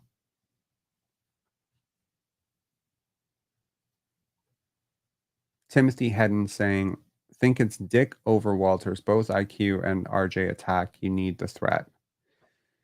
So they're both really good shooters. It's not like you can just ignore Jacoby Walter. I just think that Jacoby's defense will be a slight upgrade, especially at the point of attack. And I think that Grady fits better with the second unit, especially if the second unit is going to play off of Scotty and Kelly Olynyk.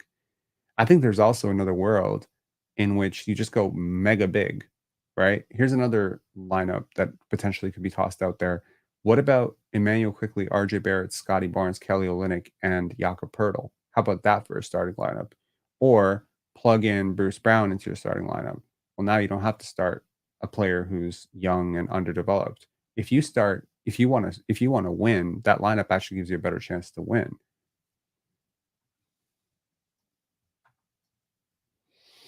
Bruce Brown is starting. The sooner they can boost his trade stock, the sooner we can move him. Cersei Cats. Dick needs to learn with the starters. I completely disagree. He doesn't need to learn with the starters. Tyler Hero didn't start. Manu Ginobili didn't start. I mean, they started in spurts, but you don't need to start these guys, right? His skill set is very, very suited to a sixth man. That doesn't mean he can't play finishing minutes for you. It just means that for the success of the team, it would actually be to his benefit and also to yours that he go up against second units, right? He provides secondary playmaking for your second unit. Again, I'm pretty sure he's going to start. I'm not suggesting that this is what's going to happen. I'm suggesting this is what I would do, right? I see a tinge of young Kyle and Jamal Shed, not fully, but see him developing a TJ McConnell type off the bench. That would be fantastic. Honestly, I think the Raptors have taken a very humble approach to prospect development, which is to say, we are going to take a lot of different stabs at it. I'll end this live at the 1 hour and 30-minute mark with an analogy of a roulette board. Okay. So I don't know how many of you have played roulette. I don't know how many of you have played lightning roulette. But if you've played lightning roulette, not suggesting playing lightning roulette, I'm just using it as an example. It's a little bit like draft prospects, right? So if you imagine the roulette board has 37 players, 37 numbers, imagine an NBA roulette board as an NBA draft having about 100. And some of them are undrafted, some of them are bigger and they're 4, 3, 2, whatever. And so naturally, right? If and I need to make a video about this at some point because I think it's just the perfect way to rethink how we look at young players. The lightning factor of this is the multiplier that you can get extreme value on a low pick based on a multiplier. And that is untapped potential that isn't evident in the tape, but will become evident at a future date. Because again, Scottie Pippen at age 18 is not an NBA player. Scottie Pippen at age 22 is a future Hall of Famer. A lot can happen between the ages of 18 and 24, 16 and 24 that I defined earlier that can completely change. And some of it is very much up to luck because you can't look at Ulrich Shamshay right now necessarily and just say he's going to be 7'1", 7'2". He's going to work hard. He's going to be great. He's going to stay healthy. You can't say that. Just like you couldn't have looked at Christian Koloko 2 years ago and said he's going to have a blood clot issue. Just like you couldn't have looked at Jonte Porter and said he's going to be a gambling fiend and get in trouble and go to prison. So there's a lot of things that could work out different ways for you. And so I just think that the Raptors are humble enough to say, we're going to spread our bets across the board, right? So we're going to have a really high lottery pick like a Scotty Barnes. We're going to have 3 more first round picks in the next 2 years. Those guys are also going to slot into this, right? We're going to have the Christian Kolokos and Ulrich Shamshays of the world as our second round picks. We're going to have the Jonathan Mobos and Jamal Sheds of the world, which is like older prospects with maybe more of a defined floor as opposed to a less untapped ceiling. And we're going to take a flyer on 2 shooting prospects and see which one of them work out because there is a redundancy to some extent. I'm not saying Grady Dick and Jamal Shed can't play together. Sorry, Jacoby Walter can't play together. They can absolutely play together. But I do think there's a little bit of redundancy in the type of player you just went for 2 years in a row, and that player works really well with Scotty. Not to mention, you also took a flyer on 2 young players in RJ Barrett and Emmanuel Quickly, who are still, again, when you traded for them, they were the younger players in the deal, right? Bruce Brown is younger than Pascal Siakam. RJ Barrett and Emmanuel Quickly are much younger than OG Anunoby. We went younger every trade. It feels like Bruce Brown's older than Pascal Siakam, doesn't it? But he's not. And Ochai Agbaji, Davion Mitchell, you're just spreading. You're throwing 20 cents, 50 cents, dollar, $2, $5 all over the roulette board. And what you're hoping for is that one or more of these numbers hit a multiplier, like a crazy 400, 500x multiplier where you find a star at 57, right? Because let me tell you something. Typically, it's impossible to imagine that you're going to pick a star at 57. But let me give y'all like a couple 57th overall picks. Manu Ginobili, one of the 50 greatest players of all time, easy, was a 57th overall pick. Trace Jackson Davis, last year, easily a top 10 player in last year's draft. He was 57th overall. Marcin Gortat, easily a top 10 player in his draft class, top 15 player in his draft class. He was a good player for a while. Polish guy, if y'all remember him. He was 57th overall pick. It's not impossible to find a successful player at 57, 33, whatever, right? Christian Koloko 33rd overall pick. Was Jalen Brunson 33rd overall pick? You know what I mean? So again, it's easy to say now, oh, Jalen Brunson was always going to be great. No, he wasn't. The Dallas Mavericks didn't offer an extension 2 years ago or 3 years ago because they didn't think he was going to be this good. And he is. So again, that's the pop. He was 25 years old, right? I think he's 25 when he left Dallas Mavericks. Context changes everything. So the Raptors are spreading themselves out, and there's like 9 different variables, 5 with some extremely high upside. Emmanuel quickly can morph into an all-star. Will he? Don't know. Scotty Barnes can be a 15-time all-star. Will he be? Don't know. RJ Barrett, harder to see all-star, but the possibility still exists. It's a lesser possibility than the other two, but the possibility absolutely exists. And I will agree with people who say that he's been Canada's best player so far. There are certain people who believe that. I think I can see where you would come out with that. Ulrich Shamshay could be a really good player in the NBA. I think the Raptors expect him to be a really good player in the NBA. Christian Koloko could become a starter. Jonathan Mobo could be a really high-level rotation player. Jamal Shed could be a really good backup guard. Davion Mitchell and Ochai Agbaji could turn the corner right now. Again, their time is ticking. Maybe their odds are less. Maybe you crap out on everybody. Maybe. Maybe nothing works out. Maybe. Maybe 3 things work out. Here's the best part. You don't need them all to work out. You just need 3. You need 3 things to be good and 1 thing to be great, and you'll be great. And that's the concept of taking multiple swings, right? It's like when you want a job, right? How many resumes you send out? You send out 1, you send out 20, you send out 100. Well, if you send out 100 in the right places, you're probably going to get a job. And that's the whole point. The Raptors want to field a contender sooner rather than later. They believe they have identified a franchise player in Scotty Barnes. I believe he's a franchise player. You may not believe he's a franchise player. Certainly, Bill Simmons doesn't believe he's a franchise player. And guess what? If he's not a franchise player, you'll find out this year. You'll find out this year and next year. And if he's not a franchise player, and if he is, in fact, just a bum or someone like Cade Cunningham, where he's just going to, if you put the ball in his hands, it's going to be lottery every year. Well, guess what? Then the laws of evolution will take care of themselves, and you'll draft your franchise player next year or the year after that, right? So therein lies the point.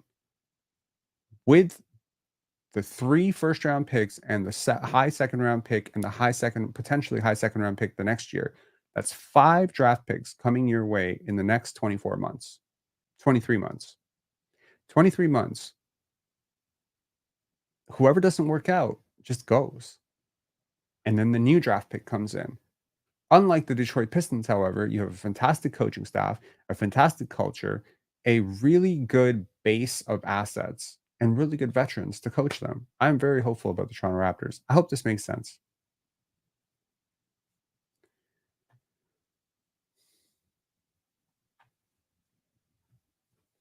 Oak Tree saying Koloko was on par with Mobley head to head in their first year, so high ceiling in my opinion. I don't agree with that. Respect to you, but I don't agree with that. I think Mobley has a much higher ceiling, but I do really like Christian Koloko's overall potential as a defender. Defensively, I'll agree with you. Their defensive ceiling is very close. And since a lot of people have a lot of issues with Mobley's offense, that might be what you meant. But I don't necessarily agree that their ceiling overall is the same. Mobley is also younger. It's worth noting. So I don't think had Christian Koloko stayed completely healthy and he had had a really good year last year, which I suspect he was about to have, would we be talking about him as a $20 million type of guy? Maybe. It's perfectly possible. But would we be talking about him like he's going to get a max extension like Evan Mobley? I don't think so. So, yeah, I think his upside is really high. I believe in the types of players they're taking swings on. So, maybe I'll be wrong. I don't know. I'm not saying to trade Pirtle, but what is the trade market for him? That's a good question. I don't know. I don't know. I don't know what the trade market is for him. He has what 3 years left on his deal. He had one of his worst years in 3 years last year, which followed up a really good year with Fred VanVleet. So, I could see a team looking at him as a really viable solution. It's just I don't know what you're going to get back for it. I don't think you're going to get a first round pick or anything like that. I think you just take back a slightly less long contract. So you'd salary dump him and maybe get a couple seconds for it. Koloko looking mad MAGA lately. Okay. Kenyon Martin said Koloko slapped up Mobley. I don't doubt that. Cool.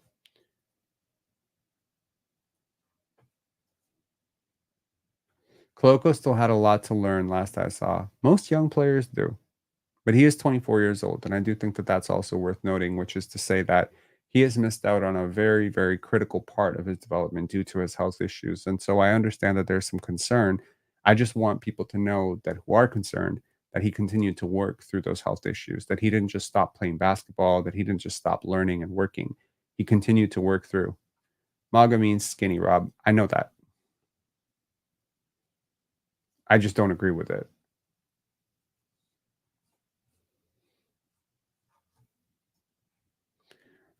Pirtle and Brown to Denver for Michael Porter Jr. Dreaming.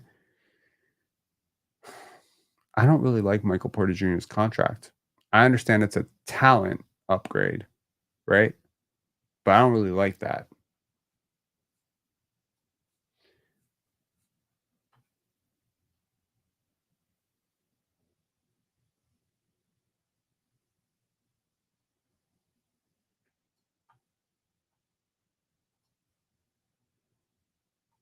So he was never really that big to begin with. He was always nimble. I think the weight thing is very overrated. I really do.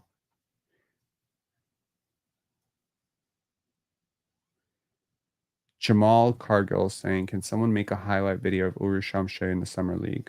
I should probably do it, shouldn't I? Let's do it. Yeah, I got two things to do before I get to do that. I gotta clean the whole house, and then I got a writing assignment. But after those two things, shoot, then I gotta get my player's choice contract in as well. So I got 3 things to do. Is that 3 things? Yeah, that's it. I got 3 things to do, and then I will do that. Maybe I'll get too tired. We'll see. Can Koloko pass well? Yes. He is a very reasonable short roll passer. I think I'm being a little too yeah, he's a really good one.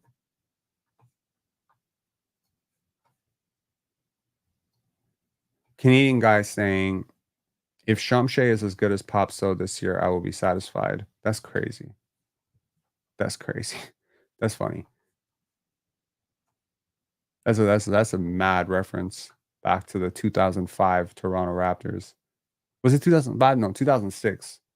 Pop So was 2006, 2007. Wow. I thought he looked more defined, so he's definitely been hitting the weight. Strength doesn't necessarily mean size. That's exactly it. That's exactly it. He's I'm sorry. I don't see it. I don't see that at all. I don't see him being like I don't think he's skinny. And also for a big, my biggest issue with him as a big was his lower body, not his upper body. So as long as he has been working on his lower body to be stronger, that would be a very important thing. So If y'all remember David Robinson was not the greatest post defender. He was a good shot blocker because he was built like an Adonis up top. That doesn't help you. That doesn't help you that much in basketball. What helps you as a big in basketball, I would prefer my guards be super built up top and my bigs be super basey in the bottom, right? So like a guy like Tim Duncan, he was extremely strong on his lower body. Scotty's extremely strong on his lower body. So Scotty's a little bit strong on both sides. Scotty has OG Anunoby is built like an ox. That's why he's such a good post defender, right? So you want your bigs in general to be heavy footed, not heavy footed. You want them to be light footed defensively, but you want them to have a strong base, strong caboose, strong glutes, strong, strong shoulder strength in general. Like you don't want to be bumped off your spot. But ultimately, holding space is so important for a big, whether it be as a screen setter, whether it be as a post defender, whether it be as a post up threat. You want that lower body to be bumpy, right? You want your upper body as a guard because you're trying to finish through contact, you're trying to get around screens. You want to be strong in the upper body. So I think someone like Jason Tatum is a really good example of ideally what you want a wing defender's body to look like. On the other hand, you have someone like a Lou Dort who has both, right? He has strength on the bottom and he has a strength up top. Another example of that would be Drew Holiday. Drew Holiday, Marcus Smart, really strong lower body, really strong upper body, right? Jacob Isaac. I was going to say Jacoby Isaac. My bad. Jacob Isaac saying you couldn't move Gasol. That's exactly it. It'd be interesting to see if Scotty puts on more size. I don't think he needs to put on more size. I really don't. I'm sure he does, but I don't think he needs to put on more size. I think he needs to have more functional strength. I think he needs to have more coordination, more balance. I think that he needs to have more flexibility in his overall because he's plenty strong. Now I understand that him getting even stronger is going to be even better for him, but I think certain part of that is just natural. And he's 23 years old. By the time he's 25, most people are stronger at 25 than they were at 23, right? What do you think of Kyle Filipowski? Not really, not really a fan. Scotty's a freak of nature physically. I agree. Yeah. John Hamilton saying better keep 26 indie pick to move up in the draft. Yeah. Yeah. AJ DeBonsa looked really good at the Peach Jam. Looked awesome. So to those of you who don't know, Peach Jam just happened. It's a tournament for I think it happened in the Carolinas, happened in South Carolina. And it's a tournament for a lot of young kids to go and play basketball, and I would suggest you check out some highlights from there to get familiar with some of the young kids coming up in this process. I think the 2026 draft is just loaded. I think the top 5 picks in 2025 would have all gone number 1, right?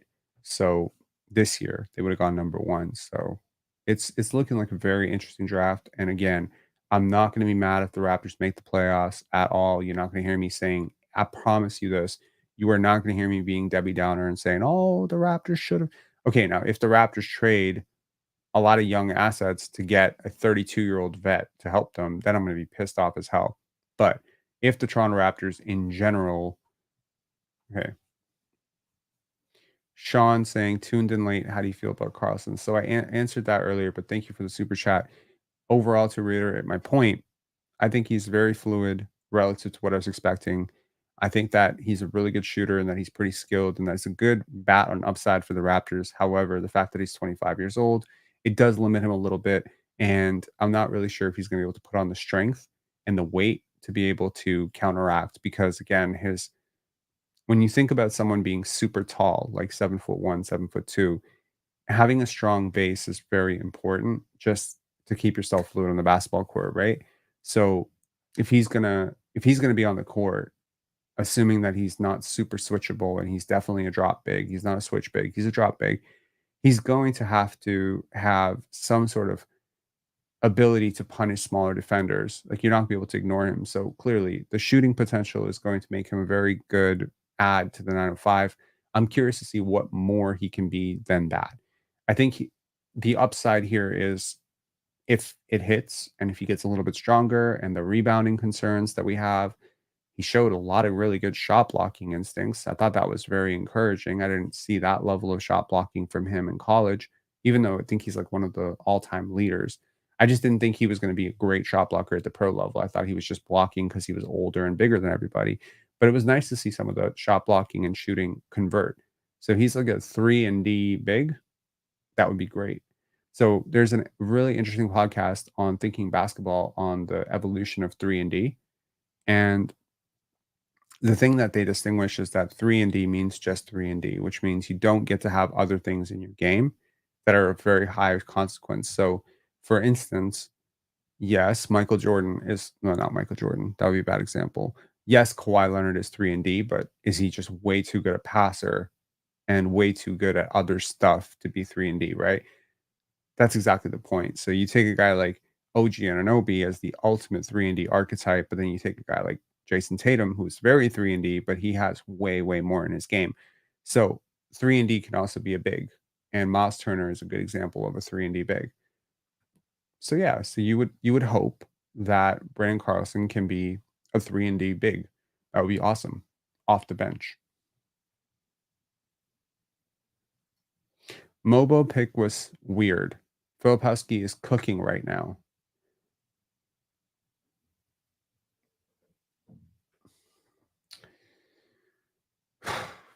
Overall, I think the Toronto Raptors got if they got 2 of these draft picks right, you count it as a massive success.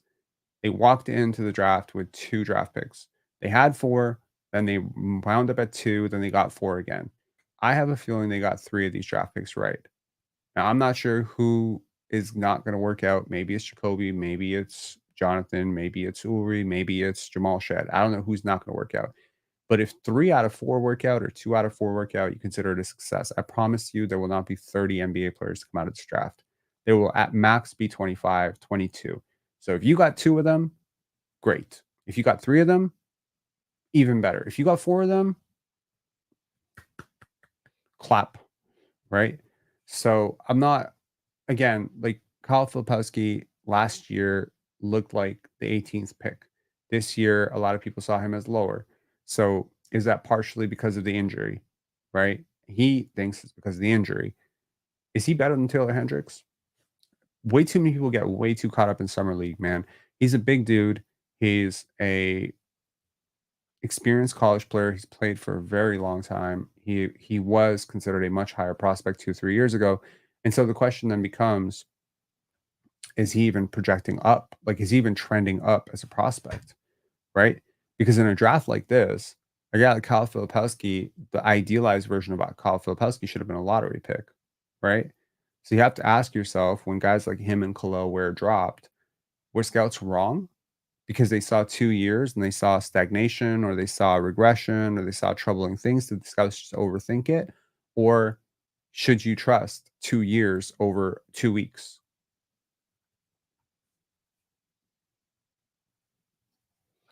If Mobo becomes nothing more than a bench player that keeps Scotty happy, that's a win-win anyways. So I think I want to get ahead of this take before we get behind it. I don't think that Jonathan Mobo was drafted purely because of his relationship with Scotty Barnes. I understand the media is probably going to spin it that way if YG7 scouts are wrong as fuck about where. No, they're not. Just because he had some really good success in summer league doesn't mean the scouts are wrong. No, I mean, we'll see. After a year, we can say that. But you can't say that after 5 games. I'm sorry. You cannot say that, okay, well, Alex Sarr is a bust because he had a rough summer league. Reed Shepherd is the next coming of Michael Jordan because he had a really great summer league. We can't say these things. It's summer league. It's 5 games. It's a really small sample size. You're not facing structured defenses. You're not facing defenses that are going to push you away from your advantages. You're usually playing in a role that is not really reflective of the role you're going to have. So it's just like watching someone at the YMCA or at a pickup game and saying they're going to be a star in the NBA. YG saying, I'm saying that after watching him after college. So, okay. So here's the thing with Summer League, it's a double down. If it's a double down game, right? So if you believed in a guy in college, let me break it down this way. If you believed in someone in college and they had a great summer league, you're like, boom, I'm right. Okay. If you didn't believe in someone and they didn't have a good summer league, you're like, boom, I'm right. If you believed in someone in college, if you believed in someone in college and they played poorly, you're like, it's just summer league. And if you hated someone in college and they had a great summer league, you're like, it's just summer league. That's pretty much the four ways this always goes. Okay. So if you believed in him and he had a good summer league, you're like, boom, see, told y'all. And to that, I'll say, I hope you're right. I'm on record saying that I wasn't a huge Khalil Ware fan in college, but he ended up in the perfect situation for him. Miami is the perfect situation for him. They have really good track record with players like him. They understand the archetype. It's the right culture, the right environment, the right coach. So we'll see. I don't see a superstar. I don't see an all-star. And frankly, it's a little concerning. The fact that he is not more productive given his immense strengths. Now, will he be more productive in the NBA level? Let's hope. I'm not rooting for him to I'm not rooting for him to fail at all. But I don't think I would have taken him over Jacoby Walter. And that might seem like a crazy take right now, but I had him lower on my board and I'm not changing my mind because of summer league. Now, if he comes out next year and he puts up like 10 and 8, or I see some really positive stuff in the G League from him, and I can I'll change my mind so fast. I changed my mind about Brandon Miller. I certainly changed my mind about Brandon Miller. I changed my mind about Paulo Banchero. So I'm fully capable of changing my mind about a player. I hated on Jalen Suggs so hard in the first 6, 7 months of his NBA career, and I turned into a Jalen Suggs fan after he totally reinvented himself. I have no problem changing my mind about a player. When the evidence dictates that I must change my mind, I will change my mind. I don't believe 5 summer league games are enough, but I will agree that he played really well in summer league. A cohesive locker room is so underrated. So here's the thing. Jonathan Mobo is a really good locker room guy, and I understand that. And there's also the Scotty connection, which I also understand.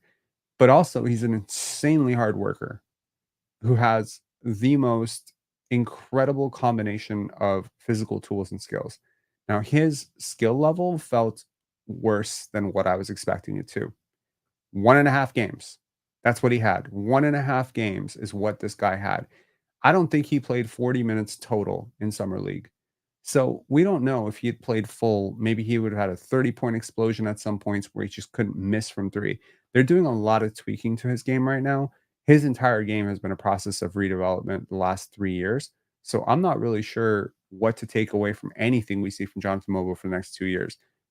I trust long term, though, that he's not cheating himself. Like, he's gonna work really hard, and him and Jamal Shed being the 2 older guys, they took older guys who still have some development juice and some prospects, but, I'll tell you this right now, Scotty or no Scotty connection, friends or no friends, if 2 years from now he hasn't popped for them or he hasn't really shown himself to be a definitively productive NBA player or potential to be an NBA player, he will not last on this team. Right? So again, you take the farm approach, the roulette approach, if you will, the lightning roulette approach to finding young players. But please understand, every single year, two, three new picks are going to come in. 2, 3 new picks are going to come in. And if you haven't worked, if you're a Davion Mitchell, Jamal Shed, Ochai Abaji, Jonathan Mobo, you're not a high lottery pick, right? You're not a first round pick. You didn't get that investment from the team. Only Grady Dick and Jacoby Walter, RJ Barrett, Emmanuel Quickly, Scotty Barnes. Those are the guys that have the investment of the guaranteed 4 years. Everyone else is on borrowed time. You second draft players like Ochai and Davion, doesn't matter. You were lottery picks. You're still second draft guys. Your previous teams didn't get for you what they would have gotten for you as lottery picks. They drafted you as lottery picks and traded you away as almost like second round fodder. So you're all flyers. You're all flyers. And at some point, that's going to be a great thing for the Raptors. I think that's going to breed internal competition. It's gonna let the cream rise to the top. And at some point, I do believe that the Raptors will come out of this situation with 5 or 6 really good young players that can go forward. So it's like, I don't know, we're playing Survivor. Is this Survivor? I've compared it to roulette. I'm playing Survivor now, where it's like you just keep voting out the weakest contender every single, so it's just gonna be like that, right? You're just gonna have to survive. And next year you're gonna have possibly a really high lottery pick coming in. Yeah, that's gonna bump someone down. Maybe that bumps RJ Barrett out. Maybe that replaces Jakob Pertl. Maybe that means Emmanuel Quickly's gone. I don't know. The only thing I can say for sure about this team 3 years from now is that Scotty Barnes will be on it. That is the only thing I know for sure. That is the only thing I know for sure. I can make guesses as to where Grady will be or where IQ will be or if Koloko will come back or how good Uri Shamshay will be. But all of these are pure hypotheticals, right? And unlike with the Pistons and Killian Hayes or Marvin Bagley or James Wiseman, where they just kept taking all these swings on prospects that I frankly did not trust, did not believe in at all. The Raptors have taken a lot of swings on prospects that I really do believe in. And while I'm acknowledging that not all of them will work out, I do believe enough of them will work out to make this process worthwhile. All right. I'm out of here. I got an article to write. We got to make a Uri Shamshay hype video at some point. Let me know in the comment section after this video goes live. Number one, give this video a like. It costs you absolutely nothing.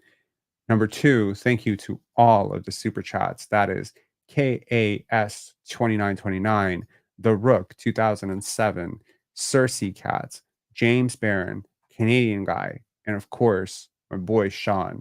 So thank you all for the super chats. Let me know when this video goes live what the music for Uri Shamshay's mixtape should be. I'm thinking like I might not go for a main track, but maybe there's like a short version of it that I can put with that music. So let me know if there's a song out there or a particular track that you're like, man, that's a perfect fit. Dark Knight top 5 all time. It's a great soundtrack. All right, let me know. Let me know in the comments when this video goes live. It also helps the engagement. Sean saying I'm gonna have to make a song for you. Okay. Call it Inspector Gadget. Oh, wouldn't that be funny? Oh, that would be great. Just clip after clip of Uri Shamshay blocking the shit out of things to the Inspector Gadget tune. That'd be great. Tamberlin saying, glad I popped in, Rob. Have a great night. Have a great night, Tamberlin. Vegan Grass saying, highlights don't need music, do they? No, they don't. But a mixtape certainly does. Talk to y'all later. Bye.